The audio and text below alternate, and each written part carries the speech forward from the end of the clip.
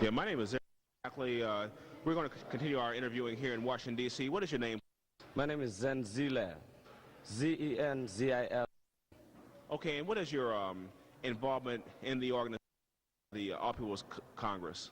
Okay, I am a member of the All People's Congress. I am also a member of the Southern Africa Freedom Committee of the All People's Congress. And stand for, as a committee, is to build a broad support for the institutionalized racism.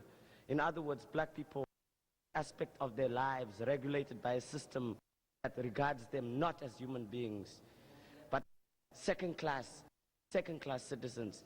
And Reagan administration, particularly, has strengthened the links between racism in this country and racism in South Africa, because you have a large population of black people in the United States who came to Africa. And the question here is, could apartheid in South Africa survive this long? People always ask us. But 24 million black people, there are 4 million whites. How could 24 million blacks allow to be subjugated from 1652 to 1985?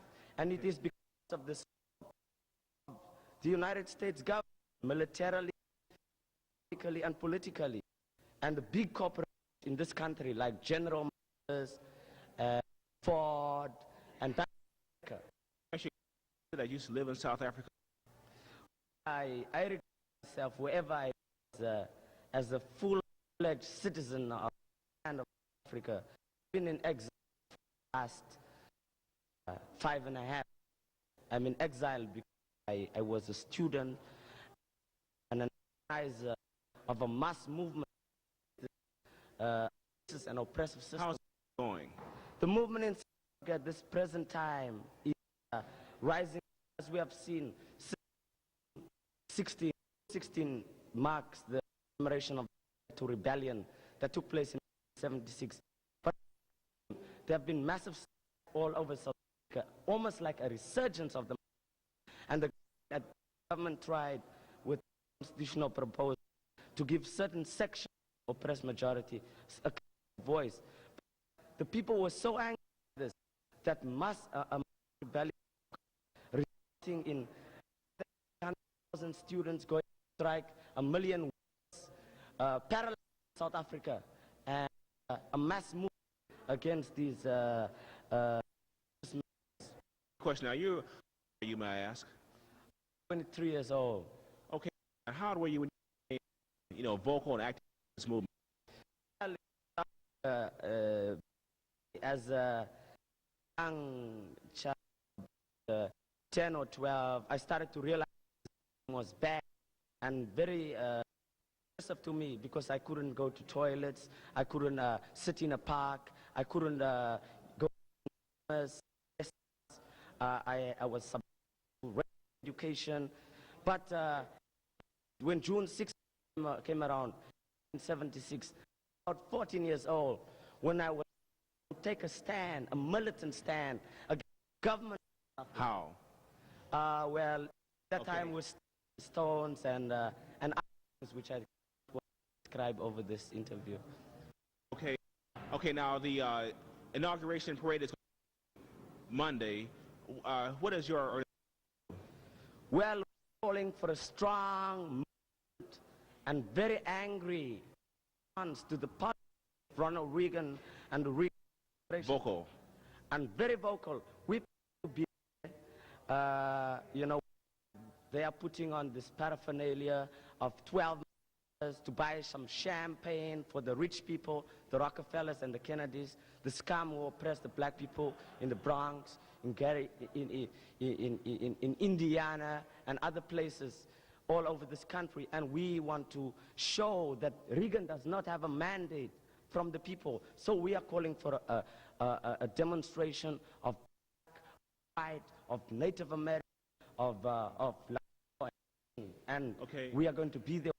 Very signs, banners. I don't mean to de-emphasize anything, but you know, you came across very aggressive and vocal spokesman. You know, one thing I do want to ask you, one thing that really struck me, you are pretty young. You know, for somebody who's in middle school or high school, you know, that's young and that you know, they feel the yearning to want to speak out. You know, how do you develop the confidence to just want to speak out and let people know how you feel? Yeah, you know, you develop confidence. Not, you know, confidence is not developed within yourself. Because, you know, the first stage to developing confidence is realizing that there are thousands and millions of other people just like you who are being pushed down, trampled into the ground, and then you can see, you know, we are being pushed down. When you develop consciousness and a confidence is by realizing that there is a mass movement. There are many millions of people who want to fight back, and it is by joining them. It's by when you see a demonstration happening, go to it, check it out. When you see a meeting happening, check it out. When you find people, when you find that your neighborhood is being invaded by Klan, Nazis, police, or any other aspect of the state that wants to push you down, check out, see if there are other people, or maybe an organization like the All People's Congress that is built upon fight back. And that is when you develop a confidence to fight. A lot of people don't know about the All People's Congress. What is their purpose? The All People's Congress was created as a response to Reaganism. As we know, when Ronald Reagan was elected in 1980, certain people were saying, oh, we are going to be beaten back. There's no way we can fight it. And the All People's Congress was born out of the militant and determination of people who wanted to resist and fight for the rights of black people, of Asian people, native people, and homeless people and hungry people. Now, does this organization only exist here in Washington, D.C.? No, we are by no means a local organization. We are a national organization that is in every part of this country, in the South, in the Northwest, on the East Coast, in California. You will find the All People's Congress. And we have, in fact, when we talked about the All People's Congress, we have to also talk about the People's Anti-War Mobilization, which was born out of a response to the racist, warlike policies of this country. And we mobilized 100,000 people to march to the steps of the Pentagon on May 3rd, 1980, to tell the Reaganites. And the Reaganites is not only Reagan, but it's, you know, all these other big fat cat, racist, rich people who press us down. Okay, now we will be out here Monday to videotape the march and the demonstrations, and we're going to definitely look for you to ask you a few more questions, and because, you know, how many people do you expect to be out there in the demonstration? Well, we expect to be in the thousands.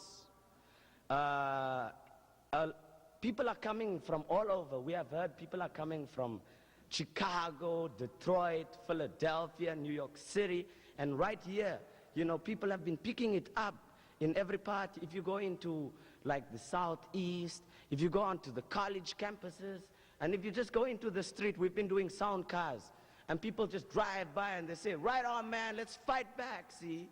And so we are expecting, you know, more thousands of people to be there.